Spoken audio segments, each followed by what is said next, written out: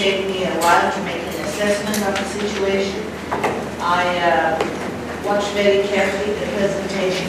You gave me a great deal of information. வடக்கின் அபிவிருத்தி மற்றும் மீள் நிர்மாணம் தொடர்பாக தகவல்களை என்னுடன் பரிமாறிக்கொண்டதற்காக வடமாகாண ஆளுநருக்கும் வடமாகாண அதிகாரிகளுக்கும் நன்றியை தெரிவிக்கின்றேன். நான் ஐக்கிய நாடுகள் சபையின் மனித உரிமைகள் ஆணையகத்தின் ஆணையாளர் என்ற வகையில் மனித உரிமைகள் தொடர்பான தகவல்களை சேகரிப்பதற்கும் அது தொடர்பான நிலைமைகளை மதிப்பீடு செய்வதற்கும் இந்த விஜயத்தை பயன்படுத்துகின்றேன். மிக நுணுக்கமாக விடயங்களை அவதானிக்கின்றேன்.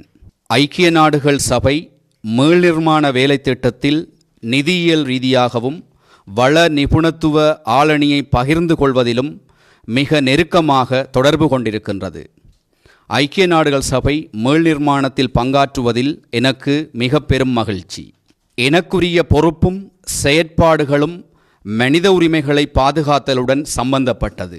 மனித உரிமைகள் தொடர்பான கொள்கைகள் திட்டங்கள் எவ்வாறு அமுலாகின்றன எனவும் தீர்மானம் எடுக்கும் தரப்பினர் எப்படி செயல்படுகின்றனர் என்பது தொடர்பாகவும் எனக்கு அக்கறைகள் உள்ளன.